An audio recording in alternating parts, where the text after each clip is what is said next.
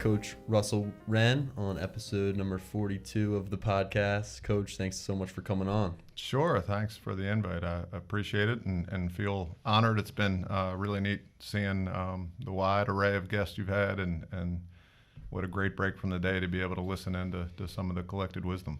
Awesome. Well, I got you a little t-shirt. We got some new cotton tees, so awesome. Little gift for coming on today. That is right. That is the athletic department language we are speaking now, right? We'll take swag anytime we can get it. So thank you. Always need a nice cotton tee. Exactly. So, Coach Wrenn, I want to go through your entire journey today, going to school at Gilman as a boy, and then going away for a little bit, and then coming back to teach, coach, and become the athletic director here. Sure. But we can maybe start with what it's been like for you as an AD during this crazy pandemic, and I want to just express my gratitude for all that you and Lori are doing here at Gilman to get the teams back playing during such a crazy time. And I'm sure there's so many concerns you have to deal with every single day, and it's definitely a headache. But what has it been like during this whole thing? Well, I think probably similar to everyone, right? Every workplace, work type has all these kind of new levels of concerns and problem solving that are not, it would not be in our normal job description. So first of all, incredibly thankful for having Lori and Wrenn and the rest of the athletic department, because it has taken a lot of time on task. There's no doubt in a place that is steeped in tradition, and a lot of those things are great. The reality is a lot of this year has been, let's make it up, let's try it, let's figure it out. And I think what ultimately, right, our goal and all of the process, what has been rewarding is to attempt, when even in the classroom, kind of the inherent value of kids being together, interacting, creating the deep relationships with teachers and each other, that is, the fabric of what we do here, is just so much harder, particularly in our outdoor athletics and intramurals and whatever activities. We had a chance to try to fill that gap, particularly early. And I think keeping that in mind, that has made it actually really kind of rewarding. Lori's been fantastic in terms of some creative ideas to make things work. She is much more creative than I am. But, it didn't take long once we were able to really, before classes started, come back with this new kind of 3-season interscholastic model where kids could get a couple days of practice of fall sport, winter sport, spring sport, regardless of whether they were on those teams or not. As soon as we kind of saw kids back on the fields in small groups and just their kind of joy, and by the way, the coaches' kind of unbridled excitement, we kind of knew, that was enough kind of food for the soul there to know that whatever we were going to have to do this year, it was worth it. And the decision-making, risk-taking, risk management piece of that was all going to be worth it, because every time as we were talking, walking in on a beautiful spring day here, every time we get kids out on the field right now, it's a win. Mm-hmm. So that's been a lot of it, is just figuring out within, our safety procedures, working with the other facets of the administration that has required much closer coordination with all, right? We've said there's never been a time when we've been more aware of our role as middle management. We need approvals for sort of everything. But all that's been worth it, because I think we have been very successful in the ability to offer lots of activity for the kids.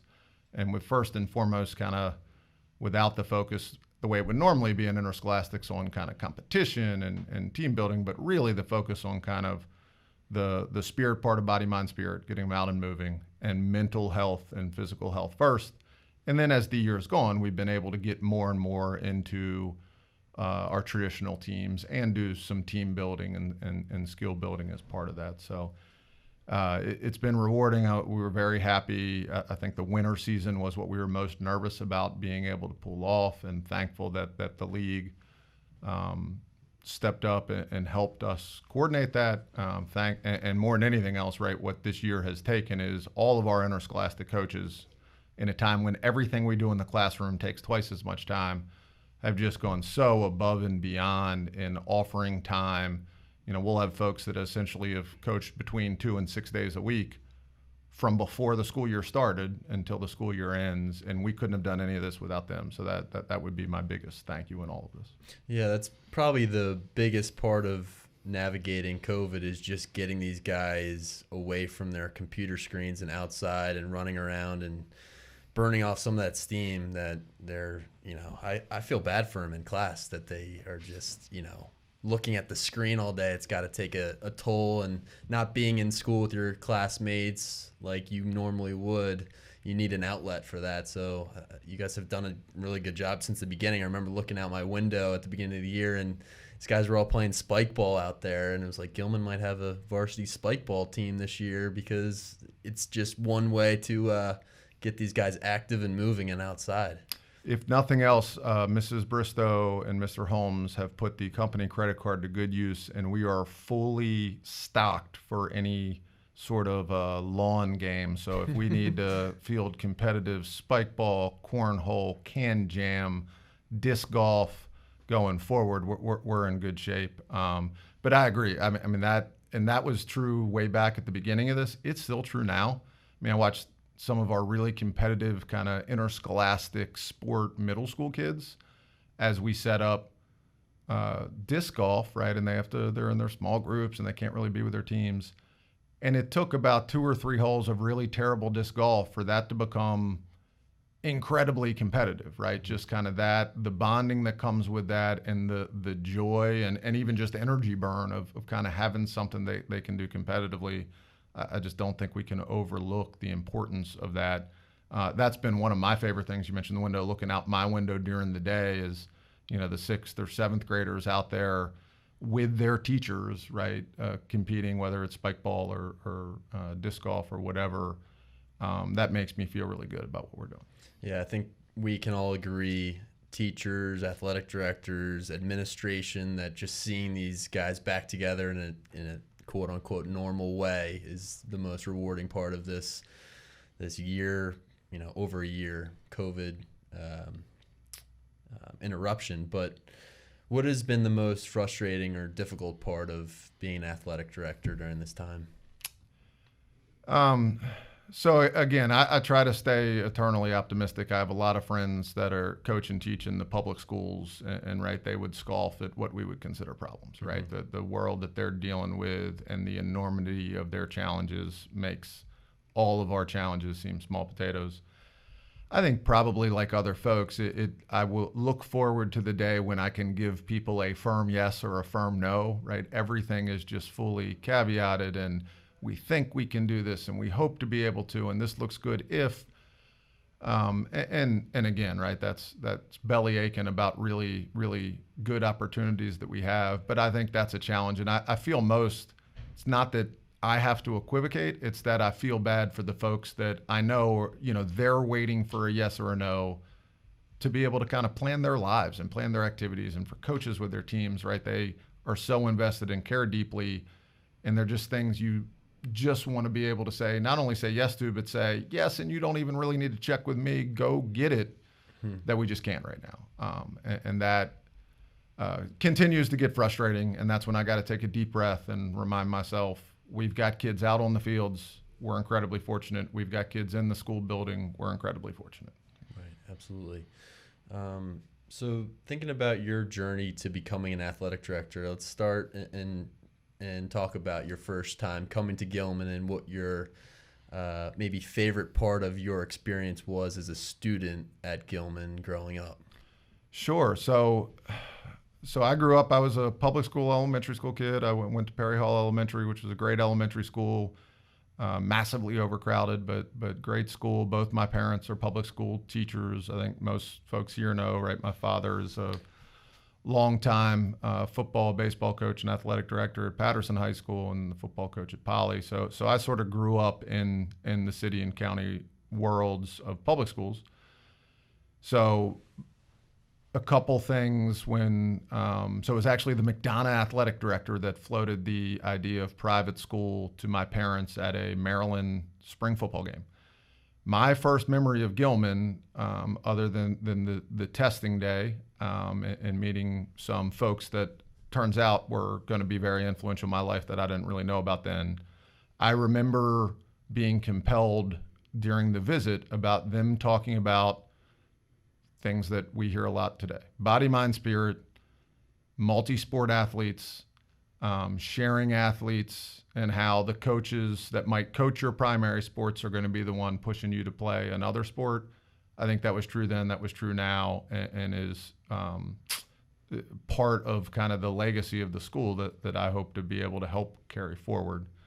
And then my first real memory of the classroom, and my mom reminds me of this, is so when I started in 6th grade, we had like an orientation day or two and then started classes. And I came home and she asked me how the first day was. And I said, oh, well, we're still doing orientation. Not everyone's here. And she said, no, today was the first day of classes. I said, that can't be true. I had like 8 kids in a class.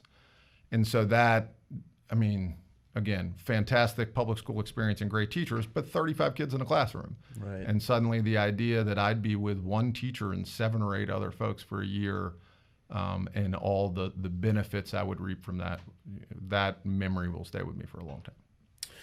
Who are some of those teachers and coaches who played the biggest role in your development in the classroom and on the field here at Gilman? Sure, and I think probably like a lot of folks, we default to our high school teachers, but I should say, so Fred Schwanke was my middle school French teacher, and I took Spanish in the upper school, but and my baseball coach. And he and Mr. Kumar instilled, right, obviously to get into school, I must have had decent test scores, done decent in school, but the idea and understanding of how to take notes and how to study, you know, again, in a public school classroom at 35, where you're one of the 2 or 3 kids that they don't have to worry about, just had not been developed. So those folks were incredibly influential. And I think about, right, every time I go to a clinic today or a meeting, I take notes, and I take notes the way Mr. Kumar taught me to take notes in history class in middle 6th school. and 7th. No doubt. Wow. Right. And I think back now as a teacher, so he would fill every chalkboard in the classroom every day with notes that you copied over, and at the end of every class would wash the boards and do it all over again 4 or 5 times a day.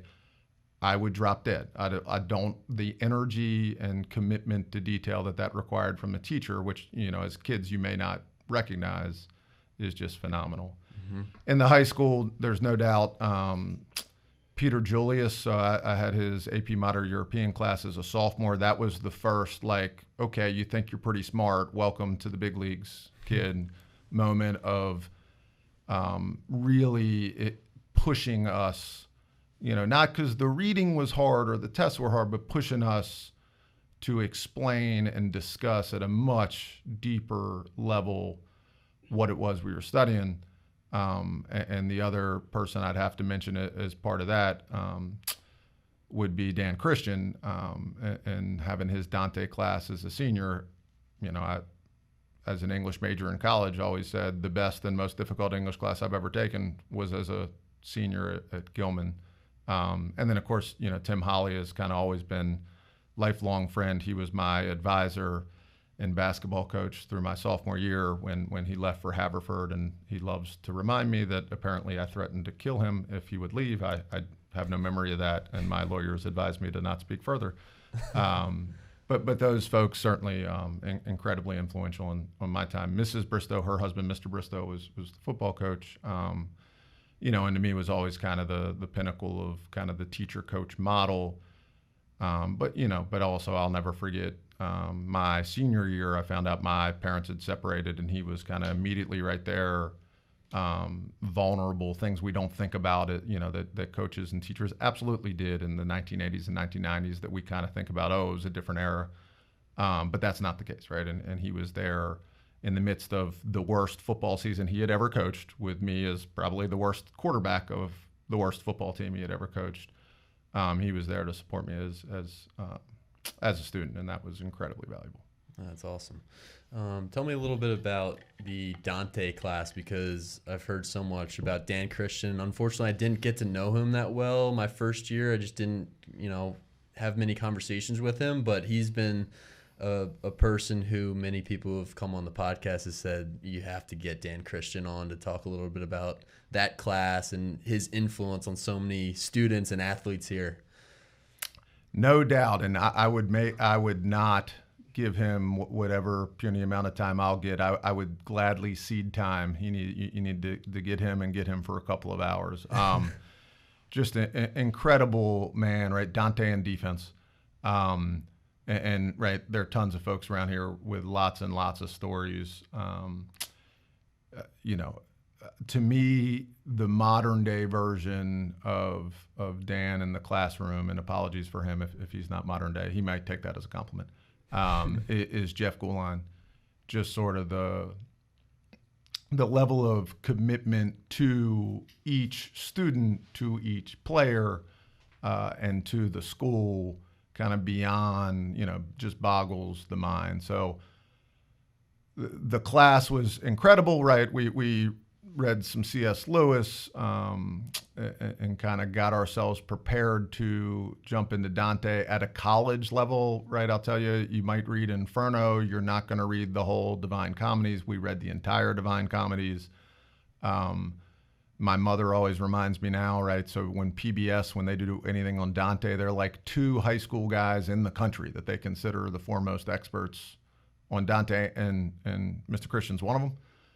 And a couple things from that class I'll always remember, and I still don't know what this means, but again, kind of the expand your mind. I'll remember him.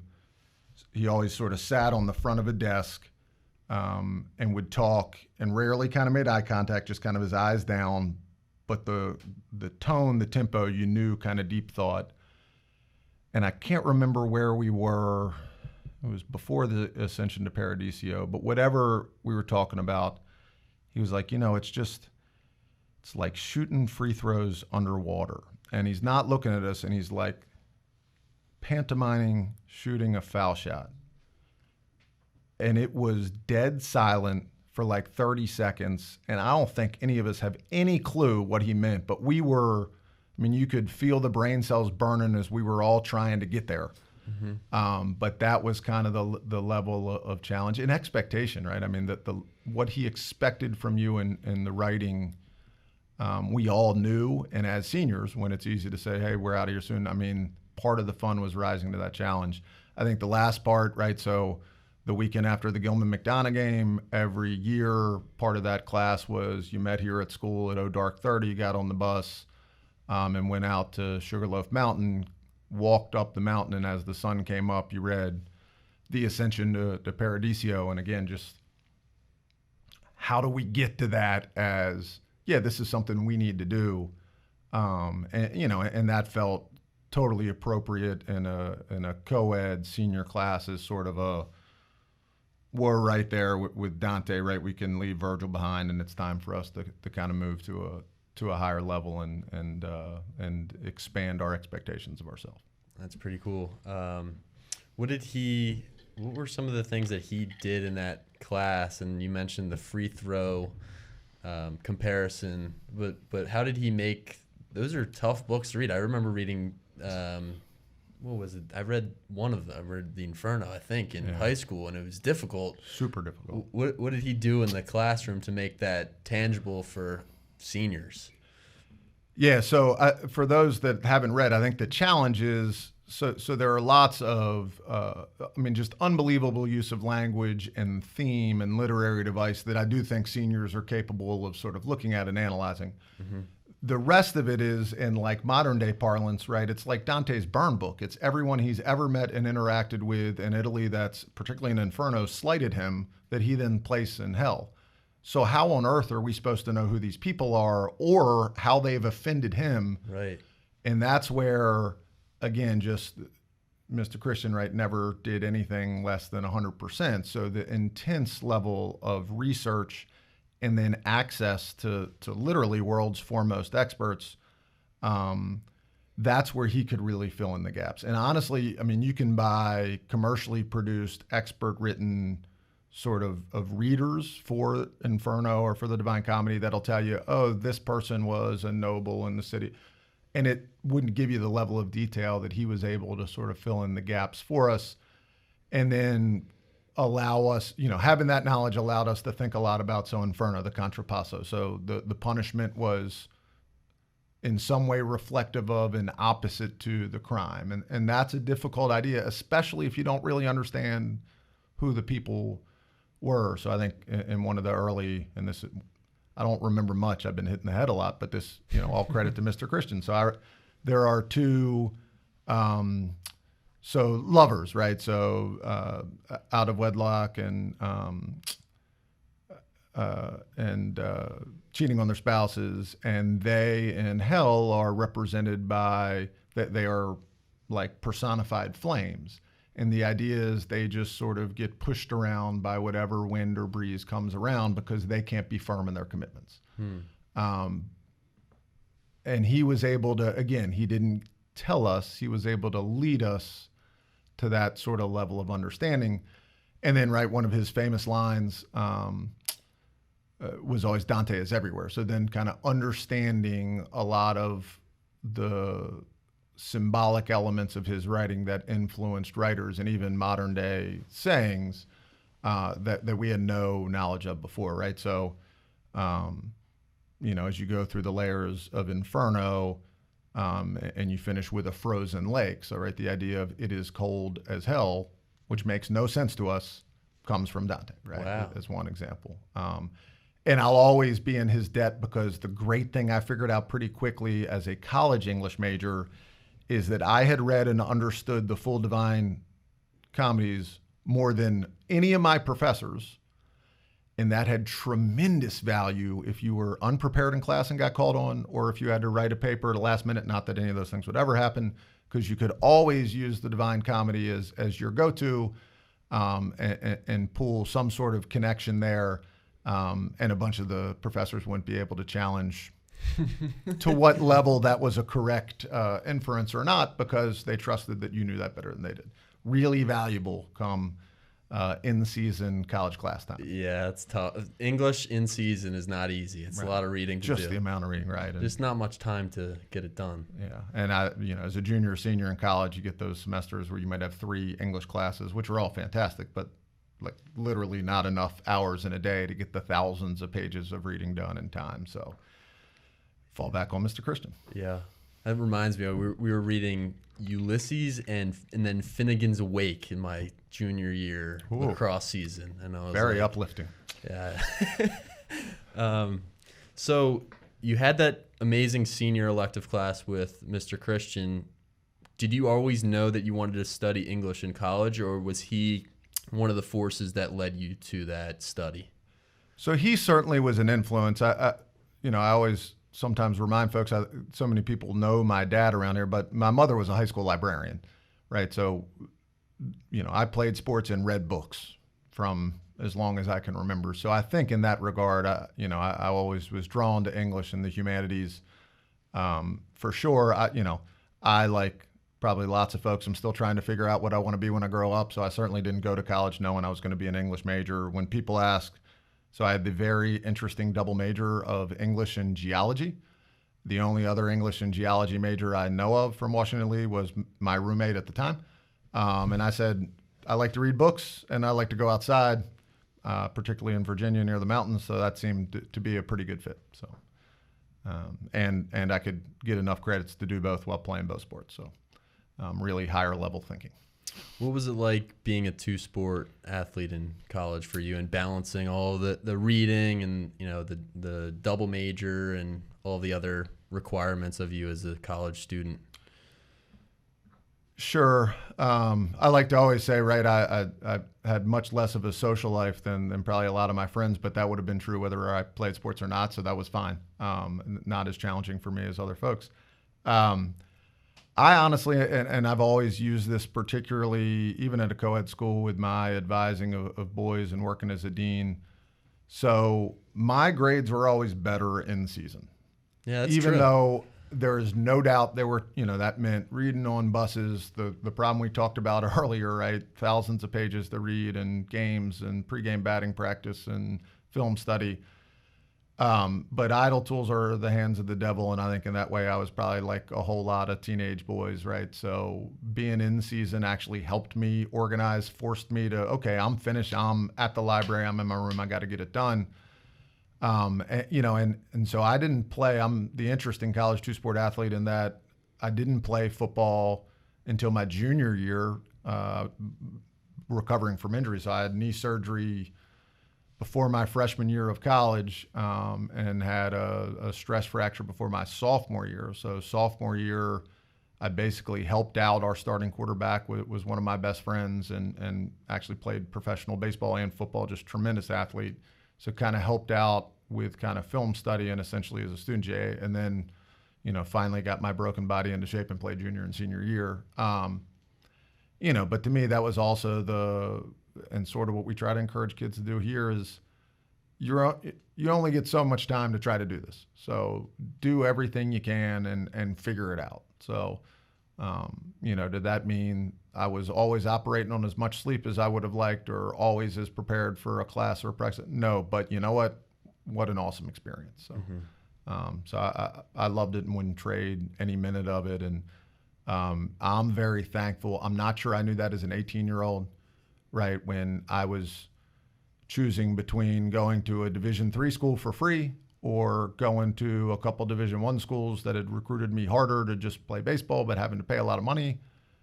I made the right fiscal decision, and probably my athletic ego was a little bruised, thinking, oh, I'm just going to be a D3 athlete. And I couldn't have been more wrong. I would not trade that ever. It allowed me to play two sports. It allowed me to have, a fantastic experience. One of the things I tell our kids now when they're considering playing in college, the first question I ask is, how much do you love your sport? And of course they say, oh, I love it. It's the most important thing. I said, and I have to play D1. So, well, if we really love our sport, what matters most is that you go to a place where you're going to have an opportunity to play. Because if you truly love it, what is going to most affect your experience is if powers outside of your own take away the ability to ever get on the field. Mm-hmm. And I've been that 18-year-old. I get why that doesn't always ring true, but I think that's an important message. I think it's a really important message.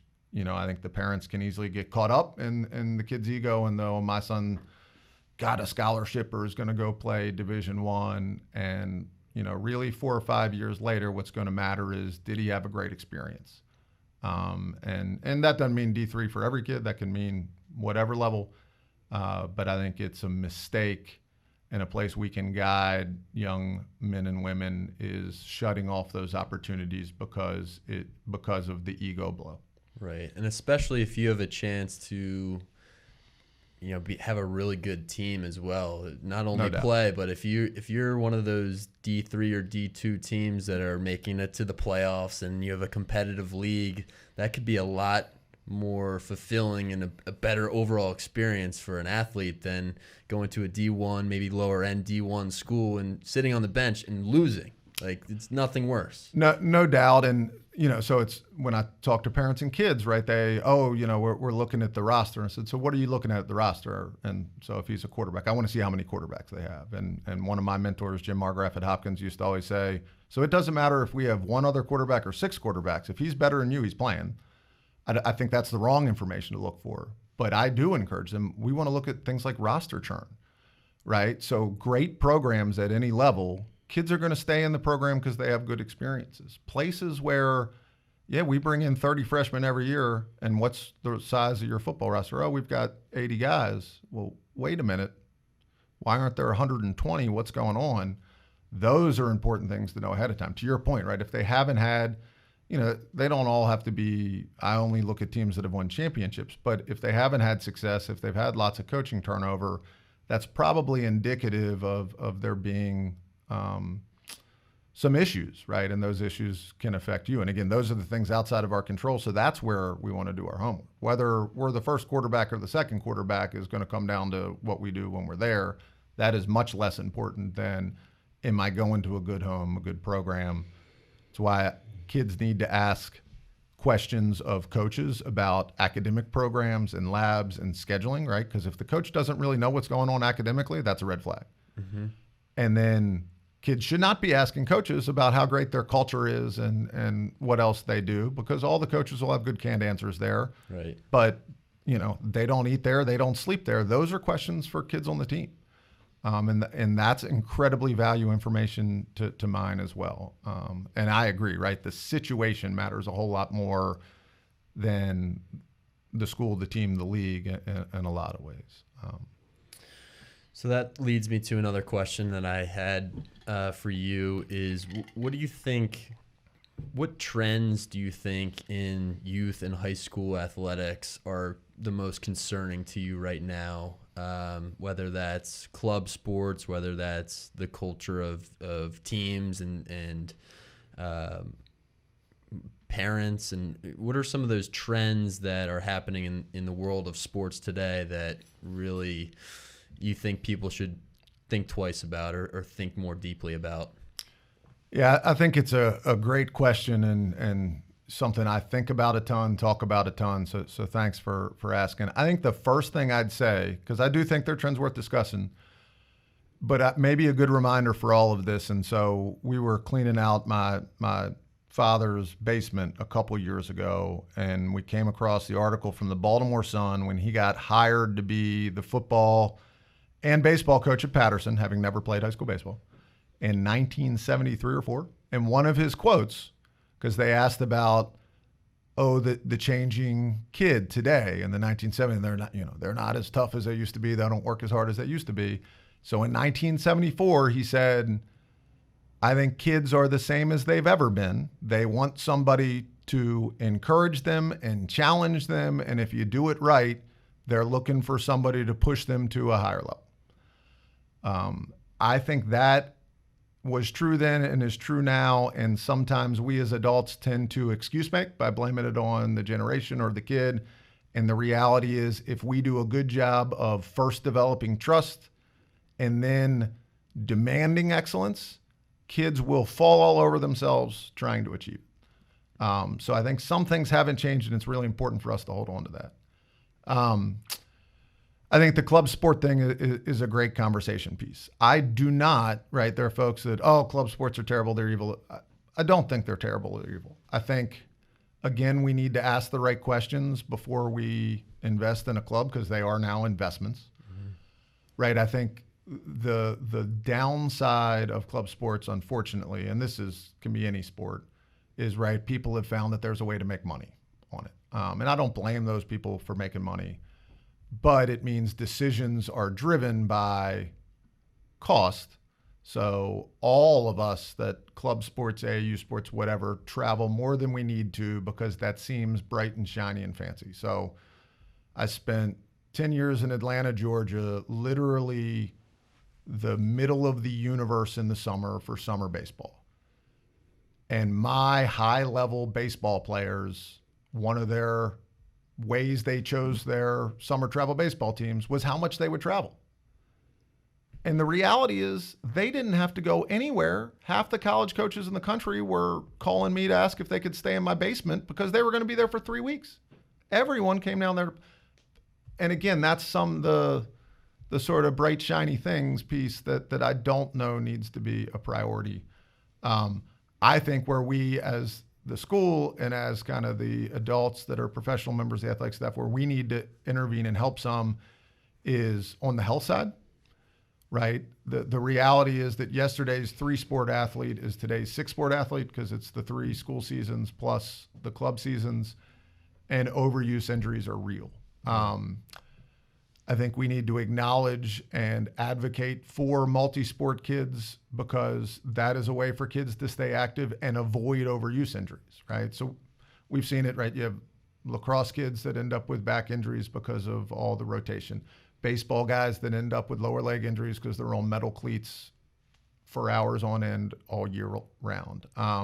We've had even here at Gilman, right? We have a history. We've had some basketball kids that are basketball only that end up with knee, lower leg injuries. So as simple as, right, the basketball guys running and jumping for the track team. Well, that seems like pressure on your legs and knees. Different surface, different coaches, different approach, right? That's a way to become a better basketball player without spending 1,000 more hours in the gym. There's got to be a balance, but I think that's where we can try to push some for balance to advocate for the kid. But I think, we are cutting our nose off to spite our face if our position is, all club sports are evil. We need to partner with who we think are good club coaches and good club programs. I think the secret that probably all clubs have is that they're all dying for more qualified coaches. That's hard to find. So the more our folks can offer to be involved in some way, the more we can bring those folks to campus, the more we can philosophically partner with them. That removes obstacles for our kids and families instead of creating some artificial ones. And I think that's important. Yeah, and to the point of overuse with physical aspect of playing one sport all year round, I think burnout is another thing that I worry about when I see some of the middle school guys who are playing this one sport all year round. And I also don't think it's neither bad or good. It's just how you go about it. But it is, I think, tricky for some parents when they see all the other parents and all the other kids signing up for the club, and they're like, well, my kid's going to be left out of this development, which might be true too. But I worry about some of the kids that are signing up for the whole year long tournaments in the summer, and everything going on in the fall, and then winter, something going on in the winter, and then you have your spring season where you're playing for your school and the club and weekend games. You might figure out when you're a freshman or sophomore in high school that I'm tired of this sport. I want to do something else. Well, and I think that's where statistics are our friend, right? So statistics say that's exactly what happens, not to some, but to actually most of the kids. So again, I'd get strange looks when I was the head baseball coach in Atlanta, and and we were this high power program, and all of a sudden contending for state championships. And so I'm the middle school dean, so I'd meet with every eighth grade family, and of course the baseball families, the dads particularly want to ask, so we're going to go with this club, and what do we think we should do? And my advice was usually keep playing football or keep playing, and they're like, well, but in the fall he can get. And that's when I'd tell them, and I can't remember, but the numbers, it's like 70 or 75% of kids that specialize in any one sport, doesn't matter what sport it is, before the age of 13 are massively more likely to participate in zero sports come high school. And listen, I'm a parent. I have get the same nerves, the same sort of, oh, geez, they're, you can see the 10-year-old that's gained a bunch of skill because they've been doing it every day. Mm-hmm. And it is hard, but I think in our chairs where we get to see the end product, right, it's easier for us to say, listen, half of those 10-year-olds, some of this is out of their control. If they're the tallest 10-year-old in their class and the smallest senior in their class, it may not matter what's happened with the skills. Right. And the loss of joy is real. So we know it doesn't translate to who's the best junior and senior player. And I think, again, that's where we need to be an ally with the parents and just caution, like, I understand it is a real feeling to feel like we're quote unquote falling behind. But you need to recognize there is some skill being developed if they're playing other sports. And more importantly, when they put whatever it is, the stick down and pick the ball up, or put the ball down and go to the pool, by switching activities, we're better training their body. And more importantly, we're changing things up, and they can be happy. And then the next time they come back and pick the stick or the ball or glove up, they're going to be excited to do it. I wish there were a way, in the middle of some summer baseball, lacrosse practices, in the middle of some, middle of summer AAU tournament, to take a poll of parents and say, can you all please just look at your children's face right now, and how many of them are smiling? Mm-hmm. And if they're not, who are we here for? And again, that sounds more negative than I mean it. I think it comes from a good place, but there are times where, right, our love for our children actually makes it easier for us to ignore obvious signs that maybe we're making bad decisions. Right. And I describe it as a bit of an arms race, because it's just everyone's investing in this and they think it's for the good, which in part it is, because you are developing, you are getting better at that particular sport. But when it becomes overblown and it's too much, I think it has a negative impact on the kid's enjoyment of the sport and their future with that particular sport. But there's no doubt. I mean, I think one of the biggest things I've seen that is very different from thousands of years ago when I played here is I like our middle school athletic program. It's interesting. We have to sort of teach kids to care about playing for the name on the front of the jersey. And by the way, I think the best club programs try to do the same thing. But right, their organizational principle makes that more difficult, right? They're there for kids. They're pay to play. and they're there for kids to develop individually.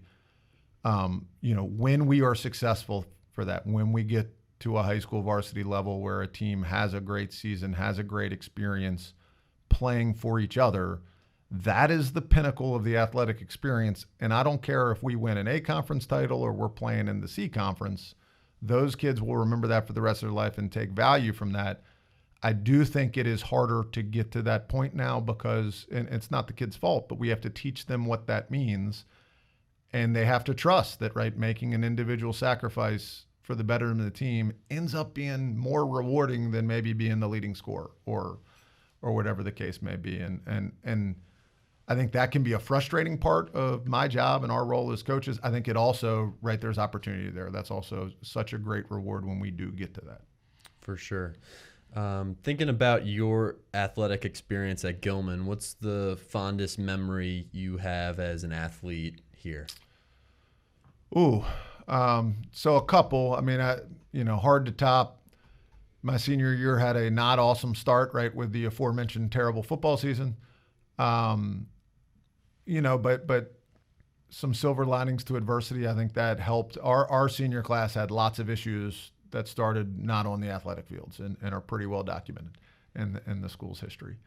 It allowed some walls to come down as we experienced what for us was real adversity, right? I mean, in the grander scheme of thing, losing a couple football games is not the end of the world. I think it allowed for, so a couple great things happened that year. The soccer team under Coach Tucker, right, lacrosse coach first, soccer coach because we needed one, played for the A Conference Championship. And as we said, we won in a tie with Curly, right? Curly had some professional players and we tied them. And then we finished the year, we won the school's first ever A Conference baseball championship. And so certainly I was on the field for that. And that's going to be an unbelievable memory. And I would say my junior year, when we had a great football team, we beat McDonough in one of the all-time games in that series, 38-35, right out here, and just the who's who of both legendary Gilman players and McDonough players, and in a hard to truth is stranger than fiction type game. That indelible memory. Who's the best athlete you've played sports with, either at Gilman or in your college athletic career? So Dwayne Stukes was at McDonough. He's a childhood friend of mine I grew up playing basketball with. He was a year above me, so he was on that football team. So legendary football, basketball, track athlete, played in the NFL, coached in the NFL. His father played in the NFL. The famous story about Dwayne, right? So he was sort of the first of sort of the McDonough border recruited athlete, and didn't really enjoy track. So I think technically didn't run most of his senior season, but he had a crucial fumble at the end of that football game as arguably the best football player on the field with a lot of really good football players.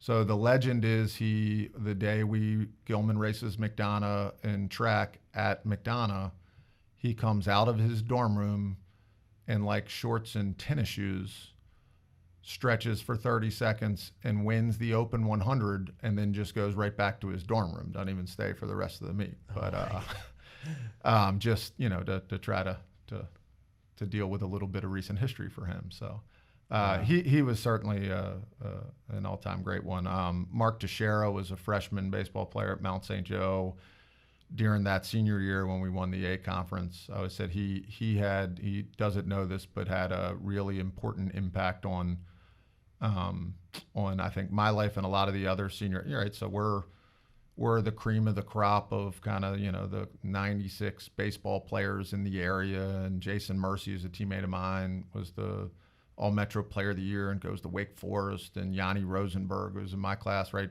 Tulane was the #1 team in the country at that point, recruits him. We all play in the Crown game together, and he's the MVP of the Crown game. So like we feel pretty good that we're pretty good players. Mount St. Joe's nationally ranked the best team in the league. A couple of our good friends are seniors there. A couple have played professionally. They got some really good players. And there is no doubt that the best baseball player in the league, bar none, not even a discussion to be had, is 14-year-old freshman Mark Teixeira.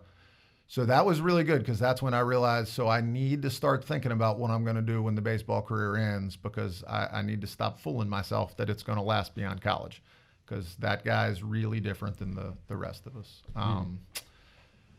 I think Nathaniel Bader, right, who was a basketball teammate of mine, we'd talk about my sophomore year as junior. We played Dunbar, and that was exciting. And so Rodney Peanut Elliott was on that team, who was a great player at Maryland. And actually their top player was a senior. I think Rodney was a junior. They had a senior center who went and played at Virginia and was a great player. And they were, back in those days in the A conference in basketball, which we played in my junior and senior year, there were a number of big time players. So played against Juan Dixon and, so was on the losing end of a bunch of games against some really good players. So when you graduated from Washington and Lee and you were coming out thinking about what you wanted to do next and as a profession, what was going through your head and where did you start? So I was fortunate enough, I interned before my senior year. It was great. I got invited to play in this wood bat league in Houston, Texas. And I had a teammate whose father owned a small oil and gas company. So I learned a lot that summer. First of all, I was, as my room, I was giving a wing of their house that was larger than the house I grew up in. They felt bad that I drove my beat up Honda Accord with 200,000 miles on it out there.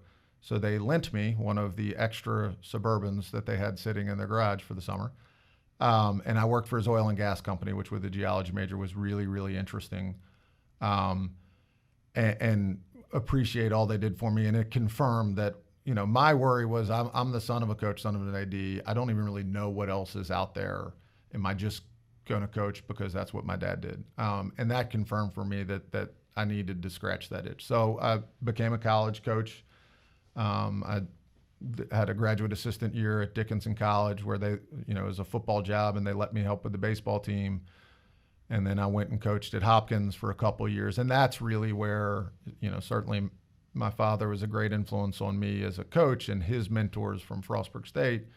But where I got my coaching bona fides was working at Hopkins. So I was just incredibly fortunate. So, Jim Margraf, who unfortunately died tragically a couple years ago, was the football coach, right, winningest college football coach in the history of the state of Maryland, and phenomenal human being.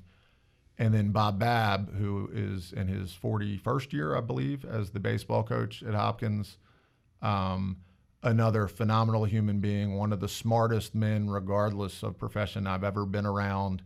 So Bernie Walters, the long-term Arundel baseball coach and greatest high school baseball coach in the history of the state of Maryland, he passed away this winter. Now there is one living member, and there have only been 3 members of the ABCA Hall of Fame from the state of Maryland, and Bob Babb's it.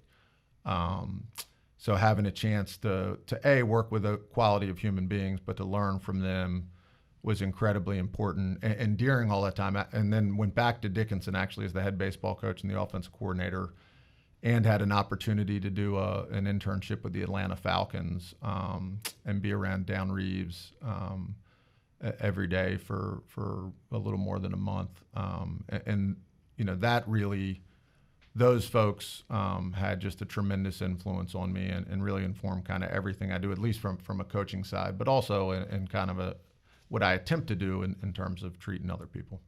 So of all these amazing coaches that you've had experiences around and coaching with, what do you think the most important qualities of a coach are? And as an athletic director, what do you look for in the coaches that you hire here? Yeah, so I think what was great and I took away is that all those folks are a little different personality-wise, and therefore coach a little differently. So I think just like in the classroom, so there are ways we can play up, and I tend to be a more reserved person, so I am louder and more energetic in the English classroom or on the field. But you also have to be who you are genuinely, because the kids will be the first ones that see through it, right? So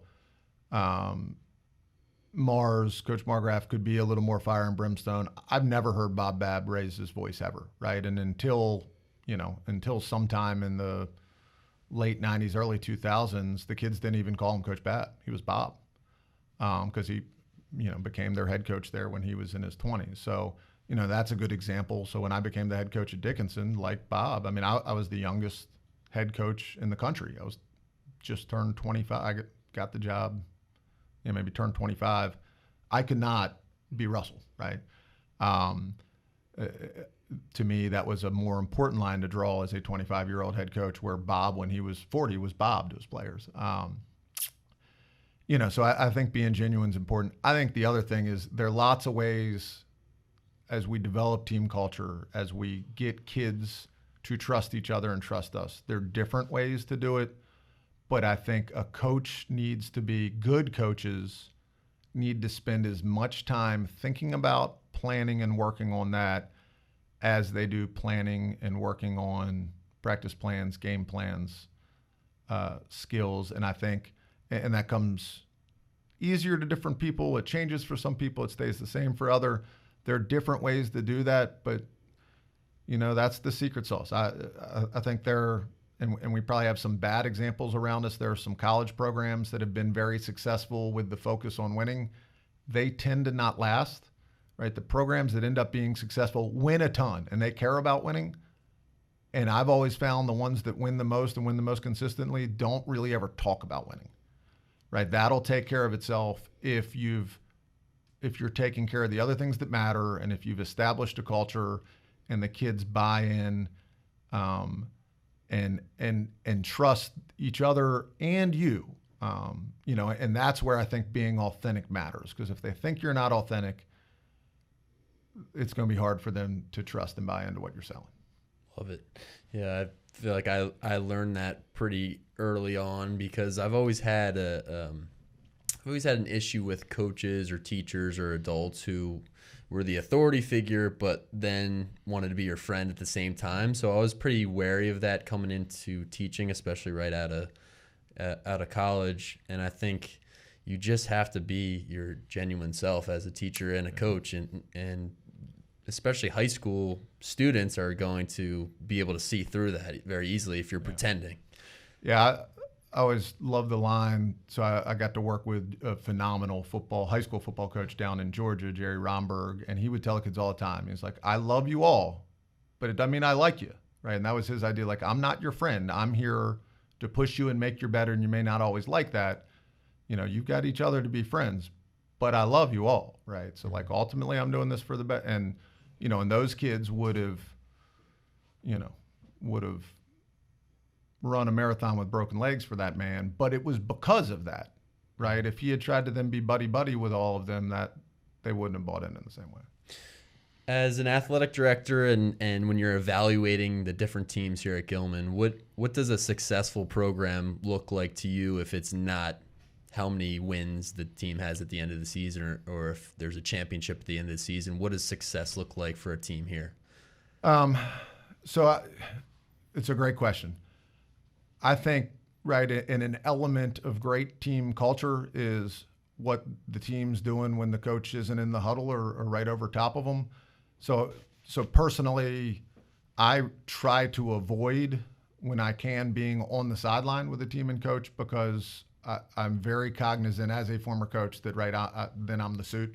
And I don't want coaches to change what they do because I'm there, and I don't want kids to, frankly, even be aware that I'm there. So I try to sit in the stands. Basketball games, obviously, I'm at the table. But I do try to watch the kids interact with each other. And I think there are, as subjective as that sounds, I think there are some pretty objective things you can look for there. And particularly if you know the kids, you can look for and see where there's growth and unselfishness. So not everyone's a rah-rah guy, but the guys that aren't rah-rah guys that still are loving somebody up or giving them a tap or checking on somebody who's not in the game. The guys that are so particularly in losses, right? Adversity reveals character. So when guys down your bench get a chance to play, what are the starters and the stars doing? How are they treating that? And again, I think That doesn't necessarily have to be explicitly taught, although some people do that. But if coaches and coaching staffs have done a good job creating culture, a lot of good things will happen in that regard. And by the way, you could have a team winning a lot of games where we pick up on red flags in that area. So, and that's one example. Not during the season. I do want to see. I mean, I think it is inherent, right? Our coaches do these jobs for love, right? They're getting paid a whopping $0 to do it. But I think it is, the organizational expectations are appropriate, and most folks are going to exceed them anyway. But that you can get watching practice. If kids are standing around or not sure where we're going next, and more importantly, if coaches are standing around and not sure what we're doing next or how they're supposed to be used, that's something we got to nip in the bud, right? All of us should value every minute out there is incredibly precious, and there should be a plan for that. Awesome. So, Coach Wrenn, I do want to get to the 5 or 6 books for the book recommendation you brought over there. Do you think we can make a game time decision and Sure. pick one of those? Sure. I guess since we've primarily been in the AD world, I will keep my my buttoned up shirt and tie wearing the man hat on and talk about a book that has been valuable as a kind of as a professional resource. So I was joking with Jake ahead of time. So I've always been a voracious reader, but the reality is most of what I read is pure escapism, right? It is to get away from work and world, and so has tremendous value to me, may not have the literary value that some other reads have, and that's okay too, right? I think it's important with our English students, right? If they read and they love it, they're ahead of the curve. So what they're reading isn't quite as important until they're in the 3 junior year English classes in college. So I brought with me, this is, so I'm a huge fiction guy, and this is nonfiction. I love to listen to podcasts or NPR or whatever. I don't read tons of nonfiction, so this is a rule breaker for me. But this is Tim Elmore's book, Artificial Maturity. It's subtitled Helping Kids Meet the Challenge of Becoming Authentic Adults. So Tim Elmore is a child psychologist we've had some other faculty members that in our junior forum we started a couple of years ago using a program of his called Habitudes that's all Tim Elmore I helped bring up here. I used this in Atlanta both as the 8th grade chair as sort of a character education program with the 8th grade. I started it first. Frankly, I had 1 year where I didn't have a senior baseball player that was on the football team. Almost all those guys were football, baseball guys. And so to make sure we were together, to make sure, right, that trust and that chemistry stayed during the football season, we'd have breakfast meetings and work through some of the lessons and habitudes. So same guy, his couple books, Artificial Maturity and Generation IY, talk about artificial maturity really stuck with me. Tim's fine. He can be a little bit corny, but he has access to just unbelievable data, unbelievable folks. So it's filled with useful quotes. It talks about how kids present right now as much more mature than we probably did at their age. And a lot of that is because of their access to information, right? Because of Twitter and whatever else. They're so much more aware of what's going on in the world, but they're also much more sheltered in terms of actual genuine experience than a lot of us may have been. And, and the mistake of us assuming the fact that they can speak or act or look mature, assuming that means they are mature, that sometimes is actually quite the opposite. I think the best part of this book is at the end of every chapter, he actually has some of his former clients talk about, and so usually parents talk about actual hands-on like tools or strategies they used with their kids that were successful. And so that's awesome to me, right? That's like the proof is in the pudding. So I remember when I first got this job, actually, I shared one with Henry, right? Because we're both parents of boys as they were growing up. And I said it was pretty neat. One of the parents talked about they had a boy going into high school who had started to be interested in possibly dating. And, and the parents kind of rolling their eyes and were like, he is the most unorganized. He can't, how on earth is he going to be able to do this? So what they came up with is before he could take a young lady out on a date, he had to essentially take his mother out on a date. So had to make a reservation, ask if his mother was free at that time, plan a time to pick her up, even though the mom drove him to dinner. But kind of go through the routine to sort of understand what all was involved. And, and that's just like a little aside. But I thought some of those nuggets were really kind of interesting. And again, as a terrified parent of 3 children, sort of a valuable resource. That's pretty cool. Awesome. Well, thanks for bringing that in. Sure. It's interesting. I was thinking about this the other day too, because there's so many guys on the lacrosse team who they look like men. Like they look like, they're in their 20s almost, some of them, and they're not. They're 16, they're 17 years old. We have a 14-year-old on our lacrosse team, and it's like these guys have, a long way to go, and they really could use all of the information and the lessons that we're trying to teach as teachers and coaches. Well, and I mean, maybe like lots of books, right? The beauty of books is that their value tends to be regardless of time, right? So given what's going on in the last year and a half, lots of these kids have grown, gotten bigger, they've got facial hair, they look even more like men, but the reality is the last year they've spent consuming tons of information and absolutely through no fault of their own having way less authentic experience than any normal teenager and the recent past has. So all the more reason for us to try to stay conscious of kind of what's beneath the surface appearance, right? Because we're well aware that there are plenty of them that not only are not as mature as they look, but are really struggling internally with trying to process what has happened to the world that they used to be able to kind of count on. Yeah, I think that's the most underrated part of, COVID and everything that's going on is the mental health of everyone, but especially the younger people who still have experiences that they need to, like boys need to be boys and have experiences, and girls need to be girls and have those experiences as teenagers, and they're just missing out on a lot of that right now. So keeping that in mind is important. So I think it's a perfect book recommendation for today. Cool. Well, glad I picked a winner. I only brought about a dozen or so just in case. Game time decision right there. So Coach Wrenn, my last question for today is thinking about some of the guests that have been on the podcast so far. Is there anyone that you would like to hear from or recommend to try to get on the podcast? Sure. So we've talked about Dan Christian. That would certainly be an ace in the hole. I think the other, probably not in the next coming weeks because he is finally excited to be playing a college baseball season. I think Bob Babb, the aforementioned legendary head baseball coach at Hopkins and true Renaissance man, Jake, since we're talking to you as, former Division I college athlete, English teacher, cartoonist, right? Kind of all these different hats you can wear. And that's always what sort of impressed me so much about Bob. And, and they've had this phenomenal baseball success, but he would talk about the amount and variety of community service they do and have been doing for 40 years. I think he'd be he is always an interesting conversation and